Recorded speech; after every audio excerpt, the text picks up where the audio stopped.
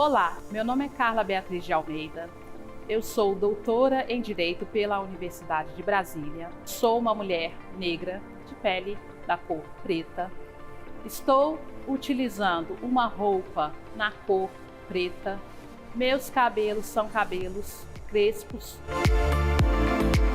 A minha tese é intitulada As Ações Afirmativas na Faculdade de Direito da Universidade de Brasília, Currículo e Trajetórias Formativas, de 2009 a 2024.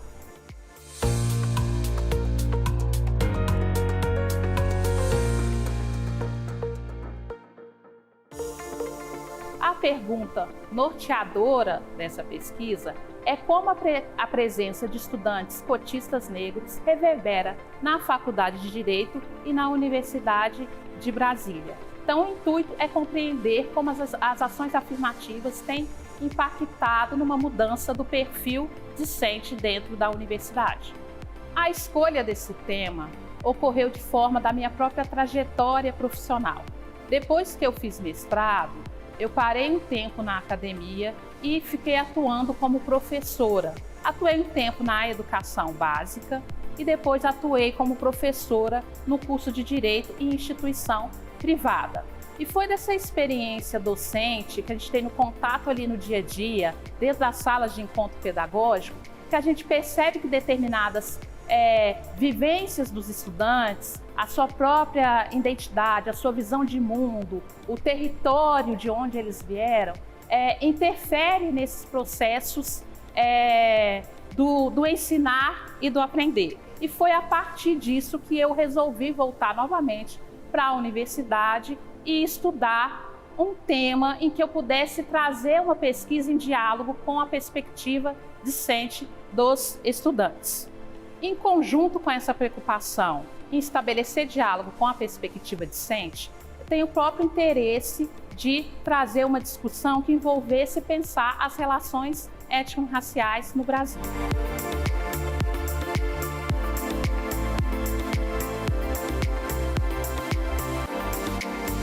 Um ponto relevante para se destacar nessa pesquisa foi a metodologia utilizada, que é aquele caminho da pesquisa que a gente percorre. Eu iniciei a minha pesquisa, fiz uma revisão de literatura para saber o que já tinha sido escrito sobre ações afirmativas nos cursos de graduação da Universidade de Brasília. Submeti o meu projeto de pesquisa ao Comitê de Ética, pois eu fiz uma pesquisa qualitativa com entrevista com estudantes cotistas do curso de Direito que foram egressos e cursistas. Então, essa pesquisa de perspectiva qualitativa, eu consegui entrevistar 22 estudantes, entre 11 egressos, 11 cursistas, e a partir disso que eu fui para uma outra parte da metodologia, que foi fazer um trabalho de campo dentro da Universidade de Brasília,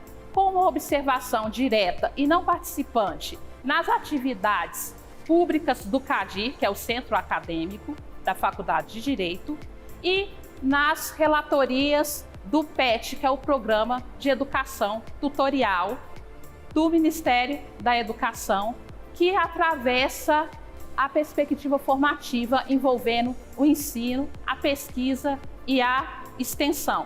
Também foi feita uma pesquisa documental nos currículos da Faculdade de Direito e na questão curricular da própria Universidade de Brasília.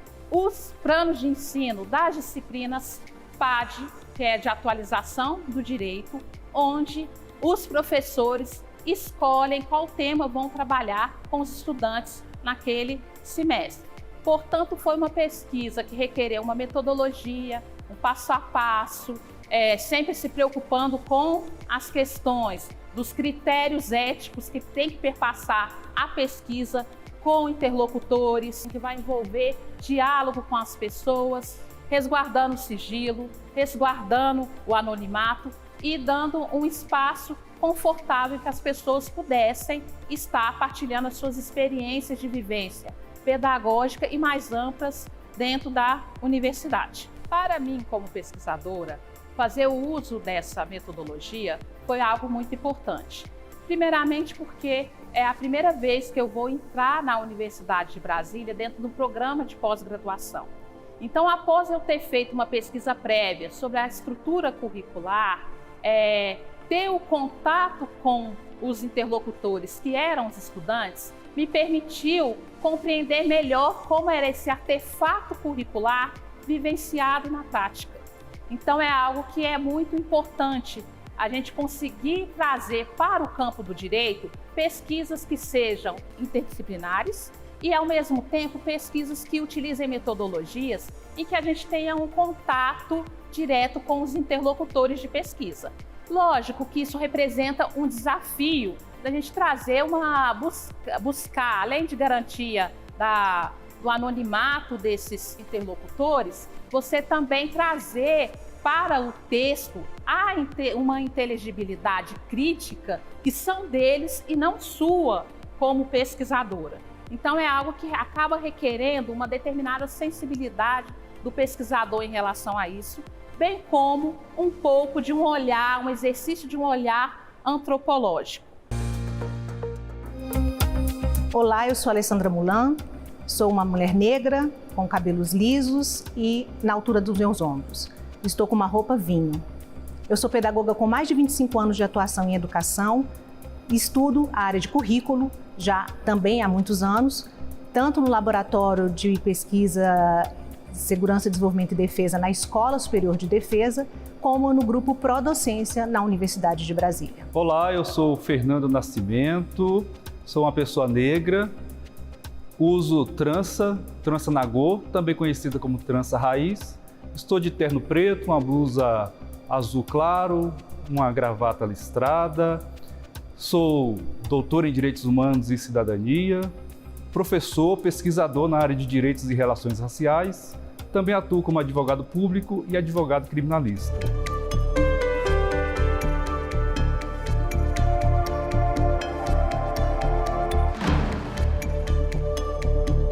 Olá, estou aqui nesse momento para poder debater com os professores sobre a minha tese de doutorado. Estou aberta para esse diálogo. Doutora Carla, parabéns pela tese, excelente tese. Tive a oportunidade de lê-la em outros momentos também, né? E eu queria fazer uma pergunta específica dentro da minha área de conhecimento, né? Por ser doutora em educação, trabalhar com a área de educação. Na sua tese, você especifica que existem as trajetórias discentes e essas trajetórias impactam também na estrutura do currículo, né? Quando esses discentes estão dialogando dentro do contexto da Faculdade de Direito. Como é que a senhora consegue transmitir essas informações? Como é que a senhora conseguiu chegar a essas informações nessa relação do professor e do aluno e do currículo? Em relação à questão do currículo, quando a gente pensa o curso de Direito, a gente tem um currículo prescrito, mas a gente também entende que o currículo também é aquilo que o aluno vivencia ali, naquele contexto dos processos de formação dentro da universidade, que não se restringe somente à sala de aula, mas a todo o tripé universitário que envolve o ensino, pesquisa e a extensão. Durante a minha pesquisa de doutorado, eu utilizei a metodologia de fazer entrevistas com esses estudantes. E foi a partir dessa interação pesquisador e interlocutores de pesquisa que eles apontaram quais que são as principais vivências formativas que eles tiveram em relação a temas interdisciplinares e também a um ponto específico que envolvia a questão das intersecções envolvendo raça, gênero e classe. E eles apontaram que dentro das disciplinas obrigatórias do curso de Direito, isso aparece em relação a docentes que utilizam metodologias mais participativas. E na parte curricular mais flexível, nas disciplinas de PAD, que os professores eles escolhem qual tema vão trabalhar com os estudantes. São geralmente temas de pesquisa, das linhas de pesquisa desses estudantes, que estão mais abertos para trazer o diálogo do direito, um diálogo interdisciplinar do direito com essas outras áreas. E a ampla possibilidade de oferta dentro da pesquisa da extensão, dentro da Universidade de Brasília como um todo, e não somente na Faculdade de Direito. Bom, doutora Carla, Primeiro, parabéns. Eu fiquei muito satisfeito em ler seu trabalho e muito já se falou, já se pesquisou, já estudou sobre ações afirmativas.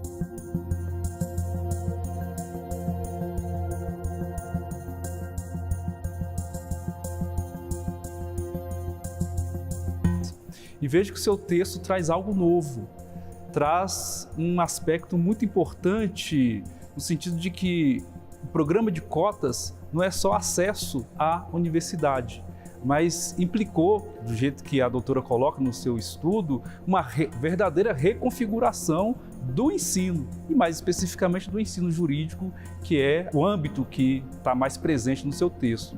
A gente poderia falar que as universidades públicas são diferentes após os programas de cotas? Na minha pesquisa, o principal ponto que a gente pode colocar enquanto questão de pesquisa, o que norteou ela, foi tentar compreender como a presença desses estudantes cotistas negros e negras reverbera na Faculdade de Direito e na Universidade de Brasília. Como que essa entrada, essa outra reconfiguração, não vamos ter mais um modelo hegemônico, padrão de estudantes que sejam aquele padrão branco, masculino em determinadas áreas. Então, a presença desses estudantes dentro das universidades, a partir dessa política pública das ações afirmativas, tem trazido algo novo para a universidade. E eu posso falar que é algo novo porque é algo que ela não tinha antes da presença deles. Porque vai ser eles que vão estar questionando esse currículo nesse modelo hegemônico. Então, é algo que remonta toda essa participação, tanto dentro dos espaços das salas de encontro pedagógico, dentro da participação dos projetos de extensão, dentro da participação dos projetos de pesquisa, que esses estudantes vão trazer esse olhar para repensar o direito. Isso é algo que dialoga um pouco com a perspectiva do pensamento da historiadora insurgente Beatriz Nascimento.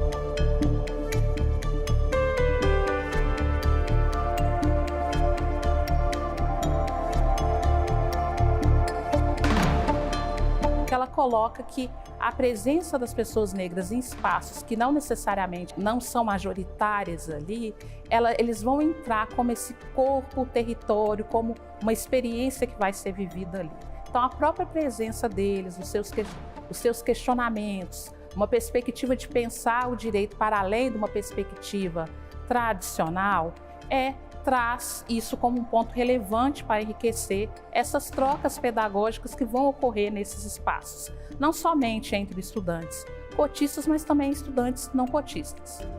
Vou aproveitar então as questões que foram colocadas, abordadas pelo Dr. Fernando e pela doutora Carla agora nessa resposta, sobre a questão do currículo, né? A gente vem trabalhando essa questão do currículo, da mudança do currículo e da estrutura metodológica na sala de aula, por conta das políticas de ações afirmativas e desse ingresso dos alunos, mas eu queria saber a sua opinião, a sua visão sobre a vertente dos docentes, se eles se encontram preparados para essa mudança e se existe alguma política também de formação continuada para que exista uma mudança dessa cultura hegemônica, todas essas questões que você acabou de falar. Em relação a essa questão que vai envolver o corpo docente da instituição, na minha pesquisa eu tive proximidade na parte da pesquisa documental, que eu optei para atender os objetivos de pesquisa, solicitar aos professores o plano de ensino das disciplinas PAD que eles lecionam, que é essa disciplina que está na parte flexível do currículo da Faculdade de Direito.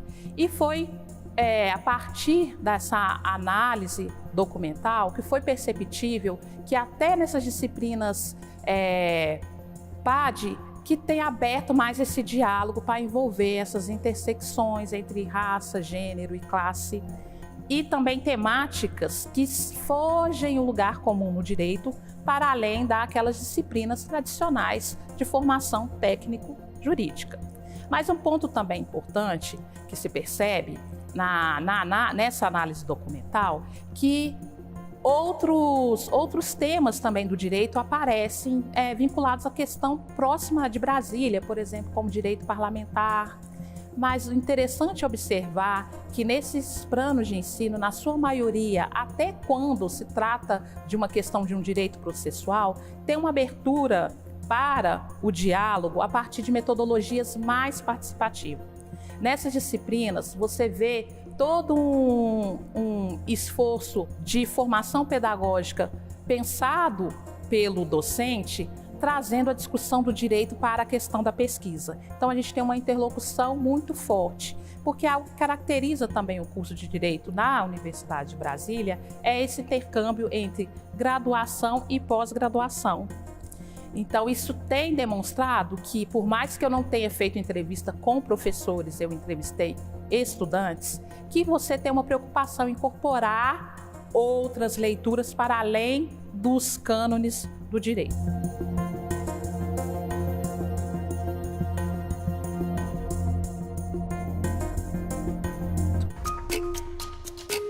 Doutora Carla, é interessante na sua pesquisa é que nos leva a refletir sobre uma tradição do nosso direito, que é uma tradição dogmática e formalista, né? Uma tradição em que o aluno ele é levado a estudar códigos, leis e jurisprudência. E na sua tese parece que através do programa de ações afirmativas, esse modelo está sendo tensionado. Por outro lado, a exigência do mercado parece continuar sendo, para as carreiras jurídicas, conhecimento de códigos, conhecimento de leis. Como é que a senhora vê essa mudança de perspectiva? A gente tem que sempre se pensar que, como se trata de uma questão curricular, isso é algo que envolve um campo de disputa. A gente tem um currículo prescrito dentro do curso de Direito, também para atender às diretrizes curriculares nacionais. Então, a gente tem aquela parte da formação técnica jurídica, mas as próprias diretrizes têm trazido e tensionado também as próprias instituições que elas tragam um curso de uma formação jurídica que ela seja mais aberta para outras temáticas. Então, a gente não pode esquecer que numa faculdade de Direito a gente não só está formando pessoas, a gente está formando o próprio sentido do direito, que, consequentemente, esses futuros profissionais vão, quando estiverem atuando, seja no âmbito da iniciativa privada, seja no âmbito dos órgãos públicos, eles vão estar lidando com questões muito específicas de pessoas e, às vezes, pessoas que são vulneráveis. Então, eu acredito que esses questionamentos, eles movimentam todo um conjunto dentro da própria universidade. Então, o currículo ele é mais do que algo que esteja prescrito. E contando não só com o currículo, com a parte flexível do currículo do curso de Direito, mas entendendo que a Universidade de Brasília ela tem um currículo integrado que permite que o estudante possa cursar disciplinas em outros departamentos. Isso tem mostrado que eles têm, enquanto estudantes, escolhido as suas próprias trajetórias formativas, buscando atrás de estar se envolvendo nesses debates mais amplos envolvendo o direito.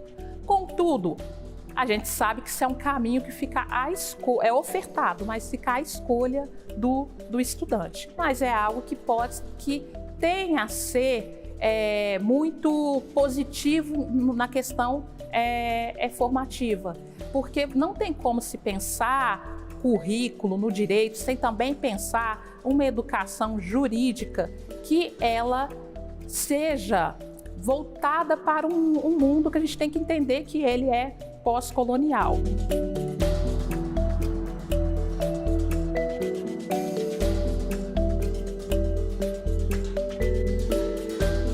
E eu, pelas minhas pesquisas e estudos, entendo que essa educação jurídica ela tem que estar atrelada também a uma educação para as relações étnico-raciais. Então, portanto, isso é algo que veio e que tem a contribuir muito no sentido formativo mais amplo, principalmente quando a gente pensa em instituições como a UNB, que é uma instituição pública, uma faculdade de Direito que tem um curso altamente reconhecido, acaba sendo experiências pedagógicas que podem suscitar e levantar questões que possam ser interessantes também em outras instituições. Então aquilo não se restringe, é algo que é um movimento que se potencializa, entendendo também que torna a formação também mais democrática. E você reconhecer também que, para além dos órgãos regulatórios da educação, os professores e também os estudantes, eles são agentes curricularizantes.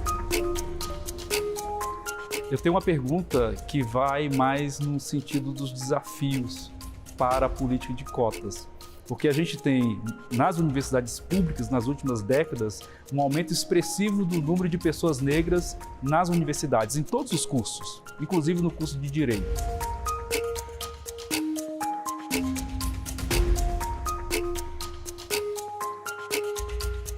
Quais são os desafios no que se refere à permanência desse estudante ao longo do curso? Esse é o outro desafio. Como absorver esse conjunto de intelectuais que vem sendo formados ao longo desse tempo por meio do programa de cotas e, sobretudo, como que isso pode implicar na representatividade dessas pessoas, por exemplo, agora ocupando os bancos da faculdade como professores, como produtores de saber e de conhecimento. Eu compreendo que a permanência é um desafio para os estudantes de forma geral na universidade. Lógico que estudantes que provenham de, às vezes, grupos periféricos, que tenham perpassa ter possíveis atravessamentos na sua identidade, envolvendo questões de gênero, de raça e classe, isso é um desafio. Então, não é somente a universidade, ela não tem que se preocupar somente com a entrada desses estudantes. A permanência, eu colocaria ela em duas grandes vertentes. Primeiro, a permanência que a gente colocaria como permanência material.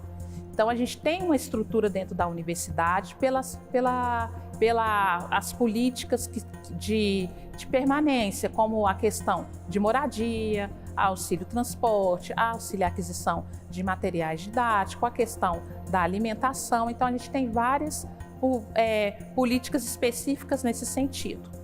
Lógico que a demanda ela é maior do que a oferta da universidade. Então, às vezes, como prepassa qualquer política pública, poderia se buscar, no meu entendimento, também outras alternativas que auxiliasse a própria universidade em relação a isso. E movimentar outros órgãos públicos que possam contribuir com essa questão social. Mas algo extremamente importante também, envolvendo a dimensão da permanência, seria a permanência simbólica. O estudante reconhecer aquele espaço como um espaço que possa ser acolhedor, um espaço sem barreiras atitudinais que possam interferir na sua vivência na universidade, que possam desmotivar esses estudantes e levar à questão do processo de evasão dentro da universidade. Então, a gente tem alguns programas já, pensando principalmente em estudantes cotistas, o programa Afroatitude, outras atividades e projetos do Centro de Convivência Negra dentro da Universidade de Brasília, que são pontos que os estudantes colocavam como espaço e contribuíram também muito com a sua formação no sentido de autoestima negra, no sentido de uma formação, de uma formação política, e ali representava espaços de aquilombamento desses estudantes.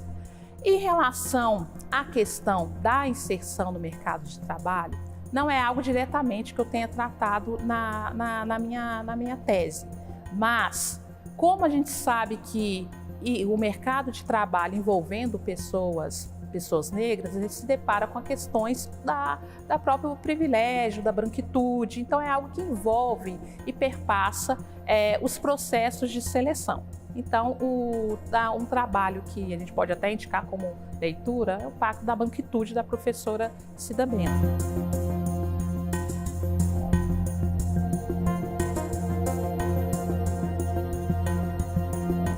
Então, eu acho que seria necessário também essas políticas de inserção.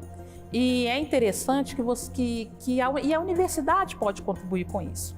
Porque para a universidade, quando o estudante forma, conclui seu curso, ocorreu toda aquela colação de grau, a universidade deveria entender que aquele estudante não é só um ex-estudante, também deveria se preocupar em também estar fazendo um acompanhamento pós-formatura desses estudantes. Desde caminhos que a gente possa pensar, estudantes que tenham interesse em continuar na universidade, dentro dos programas de pós-graduação, ou até outras políticas que podem ser diálogo até com projetos de extensão que auxilie essa questão de como se preparar para uma entrevista, como organizar uma questão de um currículo, para além de todos esses processos, não obsta pensar outras políticas públicas nesse sentido. A gente tem hoje a política pública de cotas, não para a entrada na universidade, mas, por exemplo, para a questão dos concursos públicos. Então, eu acho que são políticas que elas podem se complementar. Quero agradecer a leitura atenta, as questões e provocações levantadas pelos professores e doutores e doutora Alessandra e doutor Fernando. Quero também agradecer o convite para a participação no programa Academia. Se você gostou desse programa, gostou do tema e tem interesse em conhecer mais, tem como acessar o meu trabalho completo no QR Code que está nesse vídeo. E pode também me seguir nas redes sociais, o Instagram, @luquecarla84. Até o próximo programa Academia.